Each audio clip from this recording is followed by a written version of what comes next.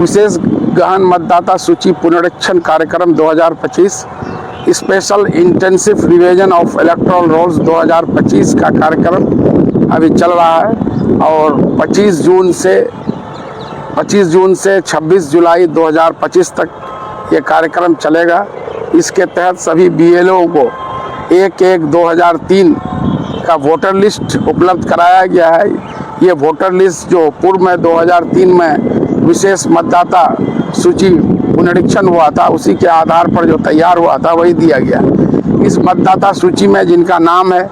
उसको किसी तरह का कोई भी जो है सर्टिफिकेट या पत्र प्रमाण पत्र नहीं जमा करना है और जिनका नाम 1/1/2003 के मतदाता सूची में शामिल नहीं है उनको अलग अलग 3 फॉर्मेट में, एक तो पहला नंबर कि जो 1 जुलाई 1987 से पहले उनका जन्म हुआ है उनको सिर्फ अपना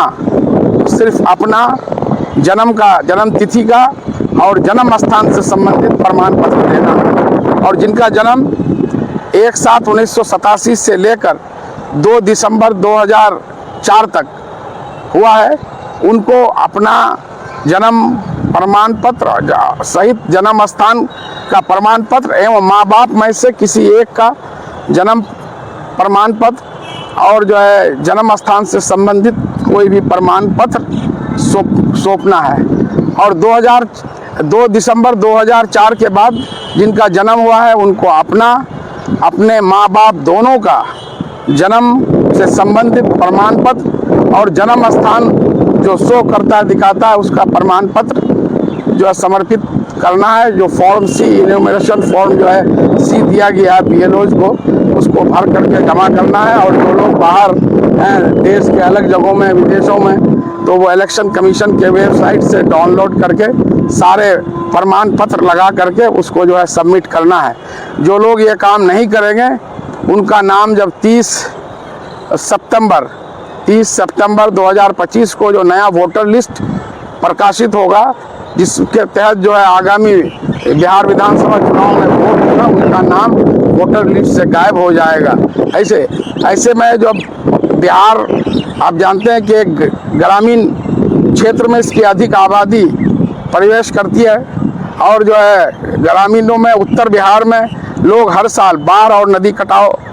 का दंश झेलते हैं। और उसी तरह 2008 में कोसी त्रासदी और 2017 में सीमांचल में जो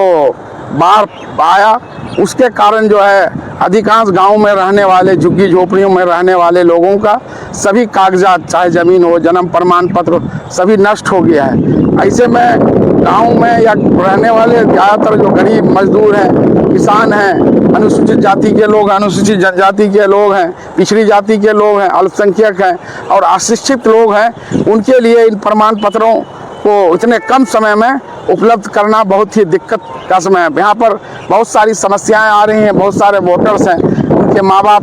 दोनों जो है मर चुके हैं, जीवित नहीं हैं। ऐसे में उनका जन्म प्रमाण पत्र कैसे बनेगा? और जो जन्म प्रमाण पत्र बनाने का जो प्रक्रिया है वो लंबा एफिडेविट बना के SDO के यहाँ दीजिए, वहाँ से जाँच होके BDO के पास जाएगा, BDO से फिर जो है तब वो जांच करके देंगे, तब जो है पंचायत सेवक जन्म प्रमाण पत्र निर्गत होगा। तो ऐसे में ये आशंका है कि बहुत सारे जो योग्य वोटर्स हैं उनका नाम वोटर लिस्ट से जो 30 सितंबर 2025 को पब्लिश होगा छट जाएगा और आने वाले दिनों में वो जो विधानसभा चुनाव है उसमें वोट देने के अधिकार से वंचित किए जाएंगे। आगे चलकर उनके नागरिकता पर भी प्रश्न चिन्ह लग सकता है, जैसा सरकार का मंशा है। और इससे पहले असम में जो ये कार्यक्रम हुआ उसमें बहुत लाखों लाख वोटर्स का नाम मतदाता सूची से गायब हो गया और जो आज तक उसका नाम मतदाता सूची में नहीं चढ़ पाया है। आप जानते होंगे कि 2019 में केंद्र सरकार ने पूरे देश में NPR कराने का जो घोषणा किया था उसका जो फॉर्मेट था सेम वही फॉर्मेट अभी इलेक्शन कमीशन द्वारा विशेष गहन मतदाता सूची पुनरीक्षण कार्यक्रम 2025 उसको लेकर के सेम वही अपना खुद जन्म प्रमाण पत्र, जन्म स्थान का प्रमाण पत्र, माँ बाप के जन्म प्रमाण पत्र और जन्म स्थान का प्रमाण पत्र समर्पित करने का निर्देश है। सेम वही चीज़ है। जबकि मार्च 2020 में बिहार विधानसभा में और विधान परिषद में सर्वसम्मति से ये प्रस्ताव पारित हुआ था कि 2019 के फॉर्मेट पर बिहार में एनपीआर नहीं होगा। एनपीआर होगा तो 2010 के तर्ज पर होगा, जिसमें जो है मतदाता, जिसमें लोगों को जो है अपने और माँ बाप के जन्म प्रमाण पत्र और जन्म स्थान से संबंधित कोई भी प्रमाण पत्र नहीं देना होगा। तो इसलिए लोगों की को आशंका है कि यह एक तरह से बैकडोर से कहीं एनआरसी का, तो